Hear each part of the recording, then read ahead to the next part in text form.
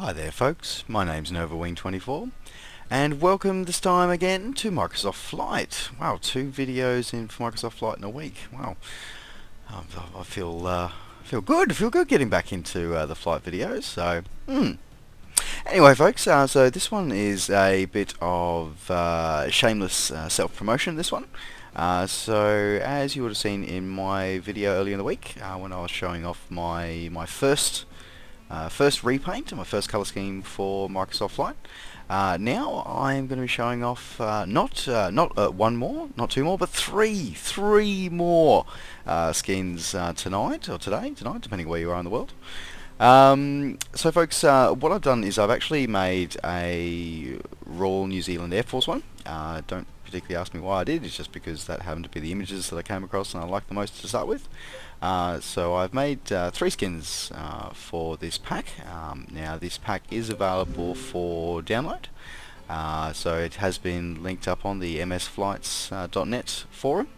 It's also, well, I've also submitted to the AV Sim library, a really great little resource for flight simulators of various pedigrees and all the various user created content for them.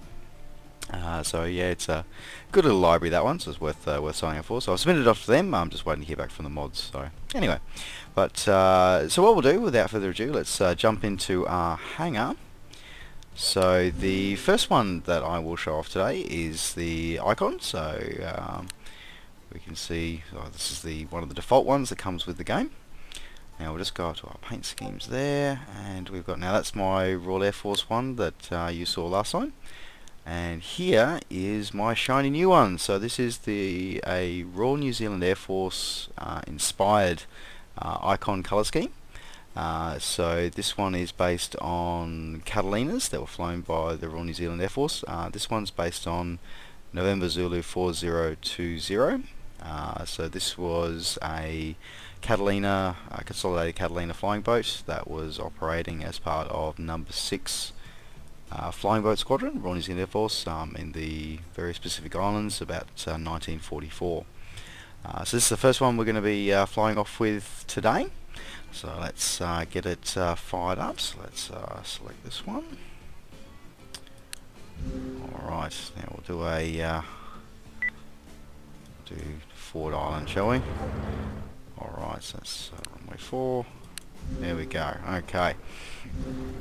And there we have her. I'll zoom in a bit there. So got the, again folks, I'm pretty chuffed with this one. This was quite a few hours of work. Mind you, I must admit, it's a lot easier once you've done one, so you know where stuff is then, so it's a lot easier to do. So alright, well let's take this one off. So let's switch to that view. Alright, a quick flyby, you can have a look at the outsides, and then we'll land and we'll switch to another aircraft. So brakes on, run up the power, and off we go. This aeroplane's just a delight to fly, it really is, and can't wait till they actually get into the real world. It just springs in the air so nicely. Mind you, I must admit the cub, the carbon cub springs very nicely into the air as well. A little bit of a flyby view there. See some of the markings on the bottom were not forgotten. Interesting enough, New Zealand Air Force did use the long tail flashes, unlike their Royal Air Force, Royal Navy and Australian counterparts during the Second World War. But anyway, so we'll just sort of do a bit of an orbit there, and even on the inside you still can see the colour scheme of the wings going through, so that wasn't forgotten when I was away.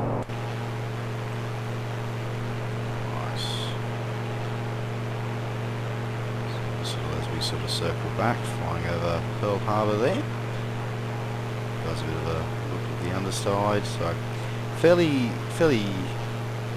Yeah, as I said, it's an easy repaint especially once you know how.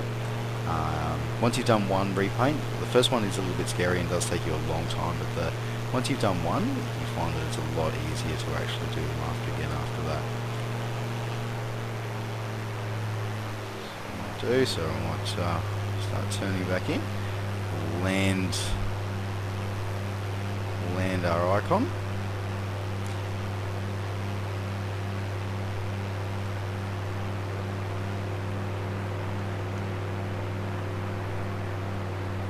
By the way, as a random thing, guys, if anybody knows how to, like where on the DDS file the repaint is for the nose wheel door, that would be appreciated for future ones. But anyway, so let's back off the throttle. We're going to do a water landing, I think, this time.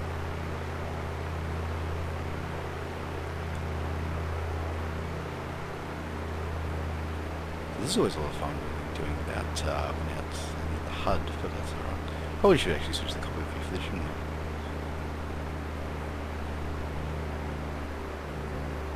So it's coming in, feather ourselves.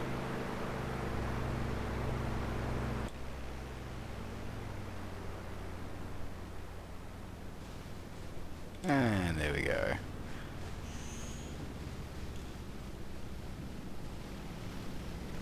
As I said, guys, I'm reasonably chuffed for this one. I think it's turned out quite well. Again, guys, this is what I love about Microsoft Light. The effects in it are really, really amazing, and it's just, yeah, it's a crying shame that development was cancelled by Microsoft. But as I've been noting of late, guys, I think that with all the things that are happening of late, I think it might be. I think this title is definitely far from dead yet, and now that Microsoft seems to be allowing possible third-party development, I think this is an exciting time again for Flight. Alright, so there we are, that's our icon. So let's back out of our free flight there.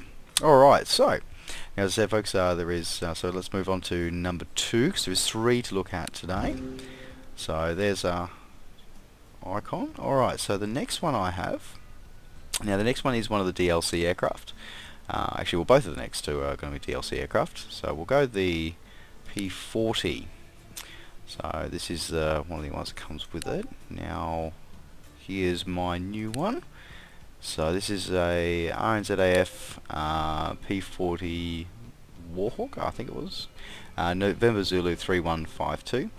Now this one is of, if I remember correctly, based in, I think it was in the Marshall Islands, I think. Circa between November 1943 and March 1944. So got these markings off a couple of decal sheets, so they seem to be got a few references as well, so it's fairly accurate. Fairly common, the RNZAF Kitty Hawks or P40s had the white tails. So yes, so let's quickly select this one and let's go out for a bit of a spin. So we'll do this one we'll go from Ford Island again, shall we, guys? I think so. Alright.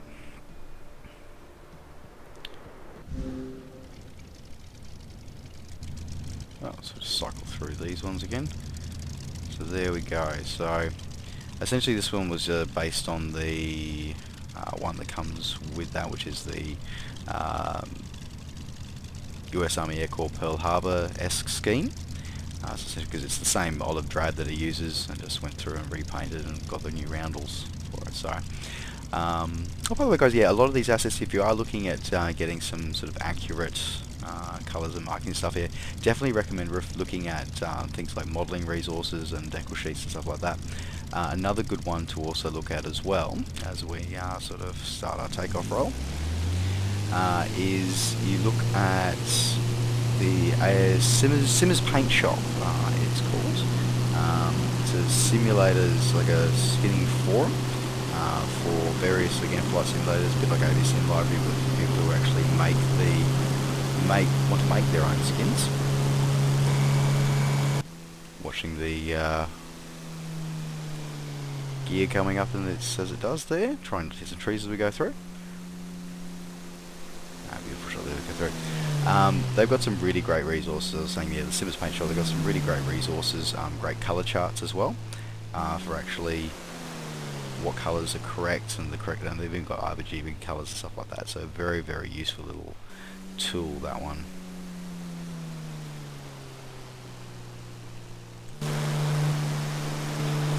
Flying around there.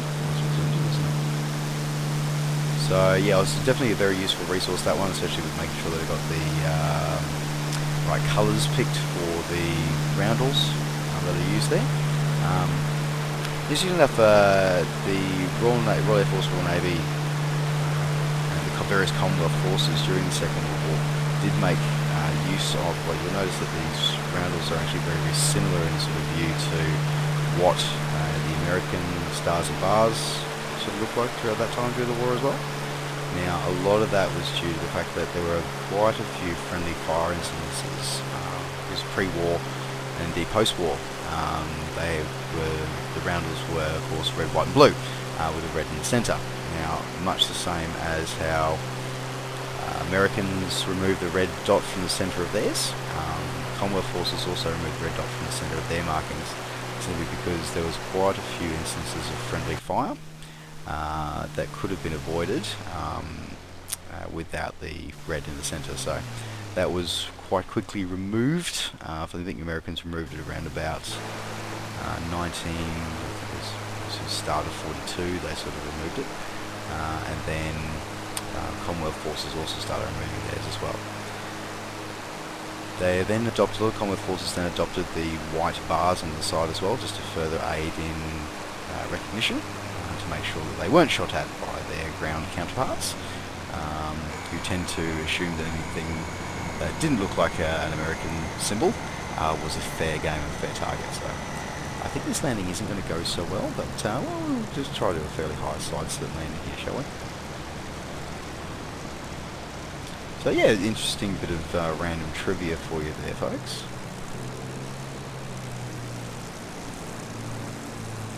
And touchdown, there we go.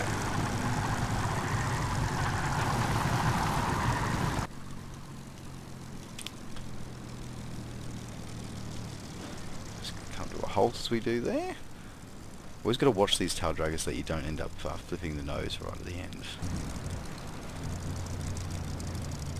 Yeah, overall pretty well, pretty good. There you go. So there's the second scheme that I have, folks.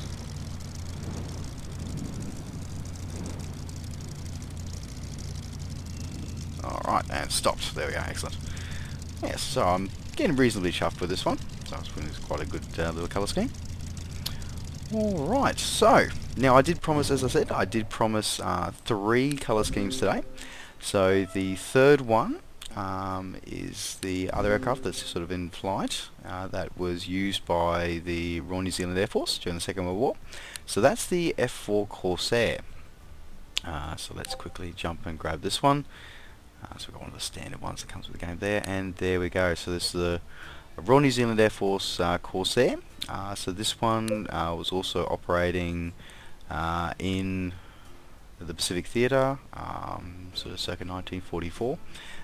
Tail number November Zulu. Oh God, I can't remember. It's, November Zulu 5439 with the identifier 39 on the front there. This was a fairly standard scheme. Again, a lot of these aircraft were delivered from US stocks, so the colours schemes that they used were often very, very similar. So essentially just repainting the national markings over the top. In fact, there's a pretty famous picture of a Catalina, New Zealand Air Force Catalina actually somewhere, which actually has the faded, where they've actually painted over the American symbols. So we are able to get our Corsair fired up. Again, you notice that we've got the long tail flashes as well. So we'll get our takeoff roll going on. Now the Corsair, Corsair is a bit of a monster to learn to fly. She's very unwieldy. She's going to be very dangerous to a new pilot. So if you want to challenge yourself and really learn challenging flying skills in Microsoft Flight, I definitely recommend get the Corsair, because this thing is going to challenge you like there's no tomorrow. It really is. So yeah, definitely recommend getting that one. There. And look at that. The Corsair had a fascinating history. Designed for, obviously, as a carrier-borne aircraft, it actually was considered too dangerous for carrier operations by the US Navy to start with. So it was given to the US Marines for them to use as a ground attack sort of aircraft, and then was given under Lend-Lease to various Commonwealth countries as well. Ironically, it was actually the British who actually gave it its first carrier certification to actually allow it to operate for the first time safely off carriers. So, that was a rather random bit of history for you. So there you go, folks. Anyway, folks, look, I hope you've enjoyed these little few minutes of flying time. I know it was a lot of trouble actually putting these together, but I tell you what, I think the end result was worth it. I hope you guys enjoyed as well, as I just stall out there. I'm probably going to crash here, but anyway, let's see if I can recover that from stall. Yes, just there we go. Cool. Yeah, as I was saying before, guys, the F4 Corsair can be very unforgiving.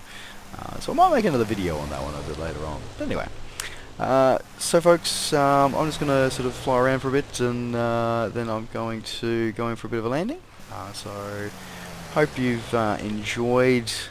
I think I've said this before, but I hope you enjoyed these little things. And if you do want to experience these